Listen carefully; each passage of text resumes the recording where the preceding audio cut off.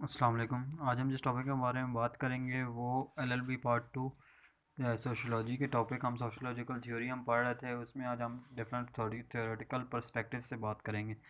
सबसे पहले हम इंट्रोडक्शन अगर देखें, sociologist analyse social phenomena at different levels, मतलब उन्हें डिफरेंट लेवल्स को डिफरेंट परसेप्शन से जो सोशोलॉजिस्ट है उनको सोसाइटी को पढ़ने की कोशिश की, उन्हें सोशल फिनोमेना को पढ़ने की कोशिश की for the interpretation of generalization of society for everything special events. मतलब उन्हें हर स्पेशल इवेंट्स को हर माइक्रो लेवल से लेकर मैक्रो लेवल तक, मतलब हर छोटी से लेकर हर चीज़ को छोटी लेवल पे भी दिखाया, हर चीज़ को बड़ी लेवल पे भी पढ़ा, उनको परसेप्शंस की, उन पे इंटरप्रिटेशन करने की कोशिश की।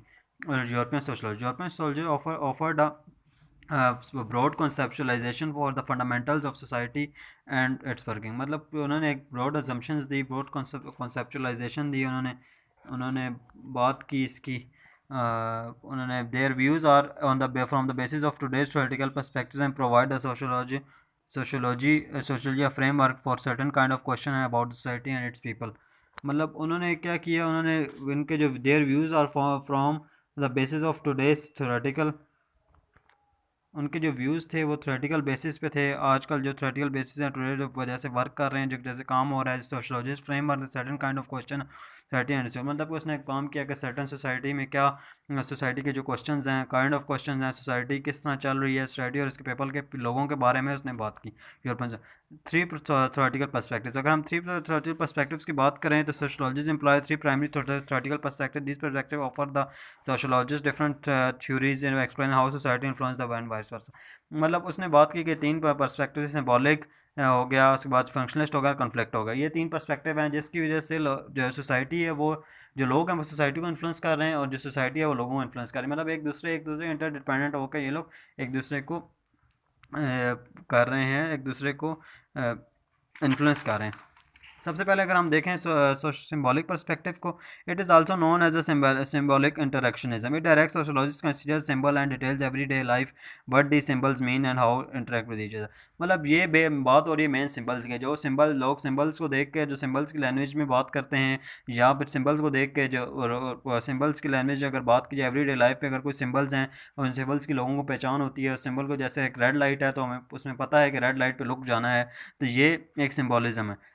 Symbolic perspective is a origin of marks weber ने इसकी बात की, और अमेरिकन इंट्रोड्यूस कराया था जॉर्ज एच मैड ने। ठीक है, ऐसे according to this perspective people attach meaning with the symbol and then act according to the interpretation of the symbol. Words are not the, अच्छा मतलब इसमें ये हो रहा है कि बात ये है कि अटैच लोगों ने इसके साथ मीनिंग अटैच किए, लोगों ने सिंबल्स का मीनिंग अटैच किया। जैसे रेड के साथ खतरे का निशान उन्होंने किया, येलो के साथ उन्होंने ग्रीन कलर है, ये जैसे सिंबल्स हो गए। जैसे डॉलर का साइन है तो पता है लोगों को ये डॉलर का साइन है। मतलब कुछ सिंबल्स हैं, या अगर किसी ने आगे आपके आगे अच्छा कहा है तो वो एक जो अच्छा कहा है, वो हर तरह के अगर जो एक्सप्रेशंस हैं उनके, उस हर एक वर्ड के डिफरेंट मीनिंग्स भी हैं।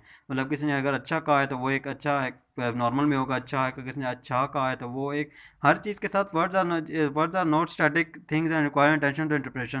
Conversation is an attraction of symbols between individual who constantly interpret the word. मतलब कि बात वो हो रही है कि ये लोगों के दरमियान, लोगों का डिपेंड करता है कि वो किस तरह उस सिंबल को लेते हैं। कुछ लोग उसको इस तरह लेते हैं। For example the symbolic interaction in American marriage include different symbols like wedding band, white bridal dress, wedding cake, church ceremony, flowers and. मतलब आप ये देखें कि अगर ये चीज़ें तो अगर हम समझ सकते हैं ये अमेरिकन मैरिज हो रही है, कैसे वेडिंग और बैंड होगा। The American society attach general meanings to these symbols but individual have their own perceptions perception such as they consider wedding rings as symbol of never ending. मतलब आप ये देखें ये सोसाइटी अमेरिकन सोसाइटी में भी है, पर अगर देखा जाए कि अमेरिकन सोसाइटी के कुछ लोग हैं वो इसके परसेप्शन करते हैं कि वेडिंग रिंग्स होती हैं। कुछ लोग उसे एज अ रिंग भी लेते हैं, कुछ लोग उसे कहते हैं चलें एक ये डायमंड की है तो उसका फाइनेंशियली उसको देखते हैं कि देखें अगर ये महंगी है। कुछ लोग उसे कहते हैं कि ये हमारा नेवर एंडिंग लव है, उसकी निशानी है। ठीक है, तो इसकी है। जब दूसरा पर्सपेक्टिव आएगा हमारे पास, फंक्शनलिस्ट पर्सपेक्टिव होगा। According to functionalist perspective each aspect of the society and each aspect of the society interdependent and contribute to social function. मतलब कि इसमें है कि जो भी जितने भी सोसाइटी के ऑर्गन्स हैं, जितने लोग हैं, सोसाइटी है, जो भी फंक्शन हो रहा है वो एक दूसरे पे इंटरडिपेंडेंट है। Government and state provides education for the children of the family and western. मतलब इसमें अब हो रहा है कि बात ये है कि जो गवर्नमेंट है, गवर्नमेंट वो बच्चों को एजुकेशन दे रही है, उसके मद में क्या कर रहे हैं कि जो उसके इंटरडिपेंडेंट हैं, मतलब कि जो गवर्नमेंट और जो लोग हैं, जैसे जिस फैमिली की जैसे एक बच्चे को अगर एजुकेशन दे रही है गवर्नमेंट, स्कूल्स दे रहे हैं, तो उसमें वो ये है कि वो टैक्स पे कर रही है, फैमिली टैक्स पे करेगी तो स्कूल चलेंगे, और मतलब government school. The family is independent on the schools to educate their children having good jobs. मतलब फैमिली वो स्कूल उन्हें एजुकेट करता है, फैमिली इस पर इंडिपेंडेंट है, स्कूल एजुकेट करके उन्हें गुड जॉब्स वो लोग हासिल करते हैं, और उसके बाद वो लॉ को मानते हैं। उसके बाद वही चिल्ड्रन जब बच्चे जब बड़े हो जाते हैं तो वो टैक्स पे करते हैं, सपोर्ट करते हैं स्टेट को, फैमिली को अपनी सपोर्ट करते हैं। ये एक दोनों स्टेट और जो लोग हैं वो एक दूसरे पर इंटरडिपेंडेंट हैं। इसके बाद हम सोशल कंसेंसस, इसमें सबसे मेन आएगा फंक्शनल पर्सपेक्टिव में। Functional perspective believe that the society is held together by the social consensus, which means that the member of the society agree to work together and achieve the best for the society। मतलब इसमें ये बात की गई है, जो है functional perspective वाले लोग हैं वो क्या करते हैं कि जब सोसाइटी जब इकट्ठी जब मिलती है वो सोशल कंसेंसस उनका होता है, और वो जो हर दूसरे को एग्री करते हैं किसी एक काम पे, और सोसाइटी की बेटरमेंट के लिए काम करते हैं। मतलब कुछ लोग जैसे बात इसमें ये हो रही है कि जैसे कोई बंदा अगर चोरी करता है, ठीक है, तो कुछ लोग सोसाइटी चोर को जो भी सोसाइटी है वो चोर को नापसंद करती है, और सोसाइटी के सब लोग मिलकर चोर को, अगर वो चोर के खिलाफ ही जाएंगे, कोई चोर के साथ नहीं होगा, और सोसाइटी के बेटरमेंट के लिए काम करेंगे।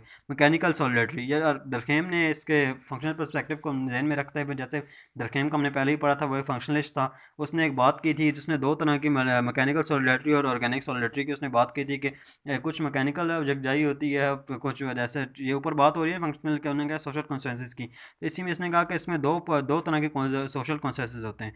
जैसे कि एक जो सोशल कंसेंसस होता है वो ऐसे होता है कि कुछ लोग होते हैं जो उनका आपस में एक ही बिलीफ होगा, एक तरह का उनका वैल्यूज़ होंगी, बिलीफ्स होंगी, और वो एक दूसरे एक तरह के काम कर रहे होंगे, ये उसमें मैकेनिकल सॉलिडरिटी हम उसे कहेंगे। जैसे कि गांव के लोग होते हैं, उनके फार्म्स होते हैं, उनका कैटल रखी होती है, उन्होंने ये चीज़ें की होती हैं। एक ऑर्गेनिक होती है, ऑर्गेनिक ये मैकेनिकल सॉलिडरिटी से ऑपोजिट होती है। ये कैसे होती है कि इस टाइप में क्या होता है कि जो लोग होते हैं वो सोसाइटी जो है वो एक दूसरे सोसाइटी के लोग होते हैं एक दूसरे पर इंटरडिपेंडेंट होते हैं, और जब वो बिलीव करते हैं उनके वैल्यूज़ और बिलीफ्स अलग होते हैं, पर वो दूसरे के ऊपर इंटरडिपेंडेंट होते हैं और एक डिफरेंट टाइप्स ऑफ वर्क कर रहे होते हैं। जैसे कि सिटी लाइफ है, सिटी लाइफ में अब क्या कुछ कुछ लोग बार्बर हैं, कुछ जो मोची है। अगर कोई बंदा एक बिजनेसमैन है, अब जो बिजनेसमैन है जब उसने बाल कटवाने उसने जाना बार्बर के पास ही है, बेशक वो जितना मर्जी बड़ा बिजनेसमैन होगा, या बार्बर से ही उसने कटवाने हैं, या उसके जूती खराब है तो उसने मोची के पास ही जाना है। मतलब लोग इंटरडिपेंडेंट है, मोची मना कर दे कि मैं काम नहीं करना, तो वो उसके ऊपर इंटरडिपेंडेंट है, वो उसका काम नहीं हो सकता। अब अभी अगर हम क्रिटिसिज्म की बात करें, functional perspective receive the criticism और नेगेटिव, मतलब उसने कहा कि इसने नेगेटिव सोसाइटी की नेगेटिव पर्सपेक्टिव बात नहीं की। जैसे डिवोर्स भी इसी सोसाइटी का हिस्सा है, इसने सिर्फ कहा कि अब वो भी कुछ लोग कुछ फैक्टर्स हमारे इंक्लूड होते हैं उसमें, उसी वजह से डिवोर्स होती है, उसने इस चीज़ पर बात नहीं। Functionalism is does not encourage the people to take active role in changing, मतलब उसने बात की कि लोग एक ही सोसाइटी होती है ये, उसने अब चेंज नहीं कहा, उसने कहा नेचर, उसने ये नहीं कहा कि लोग चेंज की तरफ आएँ। उन्होंने कहा, इसने एक सिर्फ बेटर एक बात की कि बिल्कुल बहुत अच्छी सोसाइटी है सारा कुछ। कॉन्फ्लिक्ट पर्सपेक्टिव, ओरिजिन इसका कॉन्फ्लिक्ट पर्सपेक्टिव अगर हम देखें तो कार्ल मार्क्स ने इसको बात की थी। Socialist society is a different light than a functionalist, ने सोसाइटी को देखा डिफरेंट तरीके से। जो कॉन्फ्लिक्ट पर्सपेक्टिव वाले थे, इसका मेन फोकस क्या था? Negative conflicted ever changing nature of, ये फंक्शनलिस्ट से अलग था क्योंकि इसने फोकस किया था कॉन्फ्लिक्ट पे। इसने नेगेटिव इमेज इसने बात की थी। इसने कॉन्फ्लिक्ट थ्योरिस्ट ने इंटरप्रेट किया था कि बेसिक कॉन्फ्लिक्ट प्रॉब्लम्स और इश्यूज, तो बेसिक कॉन्फ्लिक्ट हैं, बेसिक हमारे जो इश्यूज हैं सोसाइटी के, उनके बारे में बात की। They finds the social conflict between the groups which are in equality, इन्होंने इक्वलिटी बात की थी। मतलब जब इकोनॉमिक लेवल पे, जेंडर पे, या कोई इनइक्वालिटी रिलीजन पे, पॉलिटिक्स, इकोनॉमिक पोजीशन पे हो, तो ये थ्योरिस्ट ने इनकी बात की थी। इन थ्योरिस्ट ने, the theorist note down that the unequal groups are having conflict values and agenda causing them to compete, मतलब इन्होंने वही बात की कि जो लोअर सोसाइटी होती है उसको नहीं मिल रहा, उसको उस तरह से जो चीज़ें मिलनी चाहिए वो नहीं मिल रही, हायर सोसाइटी इसको दबा रही है। वही बात कार्ल मार्क्स वाली, वो जो क्लास डिफरेंस की बात की कार्ल मार्क्स ने। इसके जो क्रिटिसिज्म इसमें आया, क्रिटिसिज्म ने इसका जो क्रिटिसिज्म था, उन्होंने क्या क्रिटिसिज्म किया कि जो कॉन्फ्लिक्ट पर्सपेक्टिव है उसने सिर्फ सोसाइटी की नेगेटिव को देखा है कि सोसाइटी में कॉन्फ्लिक्ट्स हैं, ये उसने पॉजिटिव की बात नहीं की। सबसे पहले में जो हमने क्रिटिसिज्म देखा फंक्शनलिज्म में, उसने उन्होंने नेगेटिव की बात नहीं की, इसने पॉजिटिव की बात नहीं की। यह था आज का हमारा टॉपिक, हमने तीन थ्योरेटिकल पर्सपेक्टिव्स के बारे में पढ़ा।